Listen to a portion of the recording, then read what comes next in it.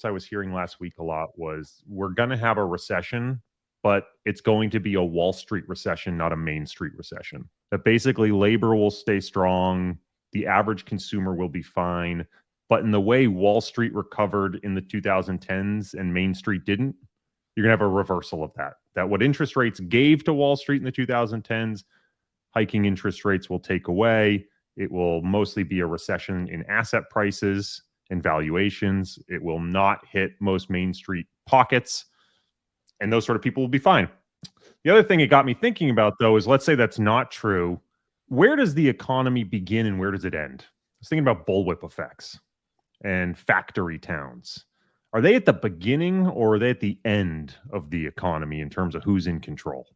Who's actually having the profound influence? Is it bankers who are creating credit, that are creating, new businesses, that are creating jobs, that are creating money in the consumer's pocket? Or is it the consumer spending that creates the opportunity for new businesses and demand, and it works its way backwards? I don't think I have an answer for that. But again, when you're on a 16-plus-hour road trip, I think your mind wanders a bit. So those are all just random thoughts I had while driving through the absolute desolate countryside of Florida and the swamplands. Any thoughts? So many things. One, are you trying to just drag us into a global macro? Yeah, exactly. Just drag us into a global macro idea. I just wanted to, as I said, I'm exhausted, and so I just wanted to tee you up for a 20-minute rant. Yeah. So you could take time and write emails. One, I was super jelly actually because I love road trip thoughts, right? Like when I was in like high school and college, we traveled out west like a bunch of times and did road trips like all summer, like save up money and then just went camping out west for like months at a time. And there's nothing like those long, desolate roads for just kind of like road trip thoughts and like thinking about your life. And to your point, I actually almost had to do a 10-hour road trip the other day because our flights leaving the Kentucky Derby got delayed by 22 hours. As I texted you later in the week, I felt like I got quarried. But what I did notice though is like, you like to text me your entire saga while you're going through it. I just tell you like days later, oh yeah, I was delayed 22 hours. Just a difference in how we deal with the. I like people to know my pain. Yeah. So, but like to your point, like, so. Cause there are so many things you brought up. Like one is like the idea, a concept of good set of luggage. Like if you want to leave that town, how do you leave that town? And thankfully, like the internet and mobile phones and everything, like you have an idea of a broader world out there.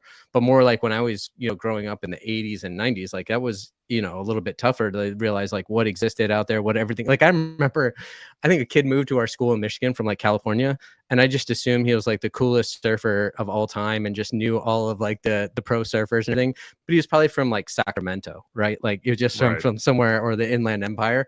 But like we just had no clue back then, right? Because like television wasn't what it is now, nor the internet, all those sorts of things. The other question you brought up was like, do people want to leave those towns? I think it's interesting is the reverse diaspora of like going back to those smaller towns. And now with internet and Zoom culture, like you can carve out a niche like big fish, small pond kind of thing, if that's what you want to be around family. But as you know, driving through those Florida towns is like the Southeast historically has been the least mobile populace.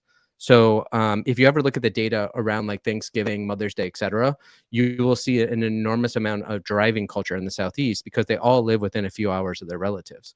And it's they've sustained more of that homogeneous family population within a relative range more than almost any other region of the country. And so, as you know, North Florida is really like the deep South. I wouldn't really count, you don't count Miami as the same as you would count like an Ocala. And so that's the way I think about it too, is it's more of that Southeastern United States, and they tend to like prefer to be around family. The other thing, I don't know, this always boggles my mind is like historically how the northern versus more equatorial climates, how it just leads to different lifestyles, right? Like in New York City, you're going to work hard because, maybe 6+ months of the year, it sucks to go outside. Whereas if you live in, closer to the equator and fruit grows on trees and everything, and, you can go to the beach, it's like, why work so hard?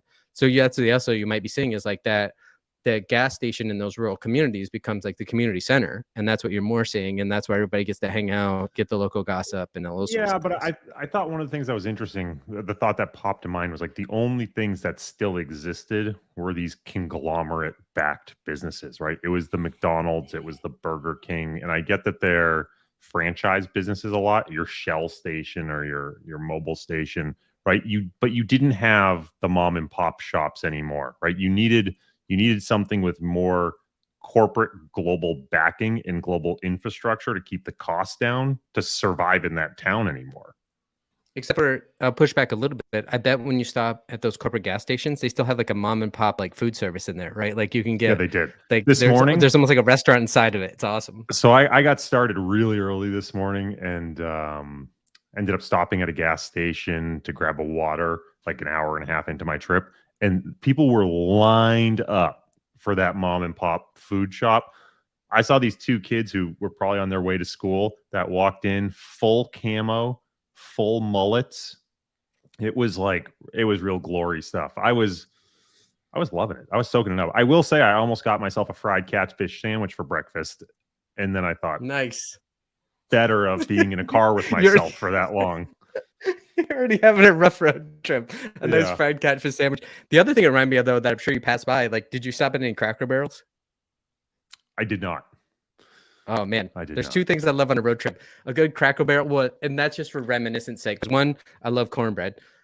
Two is back in the day, you could get your books on CD at like Cracker Barrels, and you could rent them. And so while you're on your road trip, you would rent it in one location, and then you return it. What? Yeah, You get okay, I did not know that. I did see a lot of Waffle Houses. Those were pretty tempting. You know, you don't get a lot of Waffle Houses in the north that I'm used to, so those are Yeah. tempting. But I And will say I was have you actually been impressed. have you been in the South, or do you live in the South if you don't go to Waffle House at like 2 a.m.? That's- Like you'd have not that's a- experienced Southern culture. Yeah, look, I live in the urban South, I guess, at this point, which is not the South at all, right? You've Yeah. been where I live.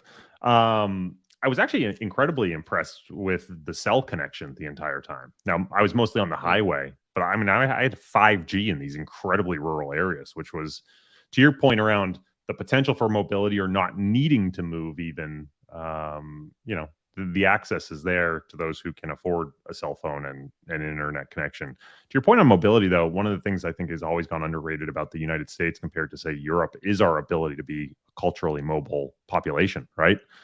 If you are in the middle of nowhere and you want to pick up and move, you can do it. Like yes, someone from Boston is going to have some cultural differences to someone from Michigan and Virginia and California, but it's a lot closer than someone from Greece versus someone from Iceland, right? So our ability to pick up and move, I think, has been a largely underrated part of the American advantage for a long time. But almost like you're also talking about what I think, I don't want to get into like cultural relativism, but I always wonder in all those things is like the Lauryn Hill line always popped in my head of like skyscraper, paper chasing, what are we working for? Like, is it better to hang out at that local gas station in the rural South and have community, or is it better to That's do all this because nonsense you we think do? we're all just entertaining anyway. Like you don't even think any of us work for anything. So, you know, when you have that sort of nihilistic view around work life in general, I think that's a leading question. Speaking of monetizing this podcast, that's our monetization heuristic. Like you just have to subscribe to this podcast. We're out here, you know, Corey's driving through the night trying to make it to the show. You know, we need to afford some, you know, paint for his walls because they're hideous. You know, these are the things we're working on to improve the show. But all we ask from you, our pirate pinky promise, is for you to subscribe to the show.